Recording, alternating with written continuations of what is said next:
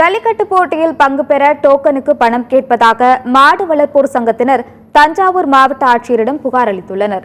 தஞ்சாவூர் மாவட்டத்தில் திருக்கானூர்பட்டி, மாதாக்கோட்டை உள்ளிட்ட பகுதிகளில் அடுத்த மாதம் ஜல்லிக்கட்டு போட்டி நடைபெற உள்ளது. இந்த ஜல்லிக்கட்டு போட்டியில் களம் காணும் காளைகள் மற்றும் மாடுபிடி வீரர்களுக்கு டோக்கன் விநியோகம் செய்யப்படுவதாக கூறப்படுகிறது. இந்த டோக்கன் ஒன்றிற்கு 1000 முதல் 5000 ரூபாய் வரை விழா கமிட்டி குழுவினர் கேட்பதாக மாடு வளர்ப்பு சங்கத்தினர் மாவட்ட ஆட்சியர் அலுவலகத்தில் புகார் மனு அளித்தனர். ஜல்லிக்கட்டு போட்டிக்கான டோக்கனை மாவட்ட நிர்வாகமே வழங்க வேண்டும் என்று கோரிக்கை வைத்துள்ளனர். குறிப்பா தஞ்சாவூர் மாவட்டத்துல ஒரு சில குறிப்பிட்ட ஊர்களில் காசுக்கு டோக்கன் வித்துட்டு இருக்காங்க. அது குறிப்பிட்ட ஒரு 1000 ரூபாயிலிருந்து 5000 ரூபாய் வரையும் நான் வித்துட்டு இருக்காங்க. இப்போ 100க்குள்ள டோக்கன் தரோம் அப்படின்னா அதுக்கு ஒரு ரேட்டும், 200லேருந்து 400க்குள்ள தரோம் அப்படின்னா அதுக்கு ஒரு ரேட்டும் சொல்லி வித்துட்டு இருக்காங்க.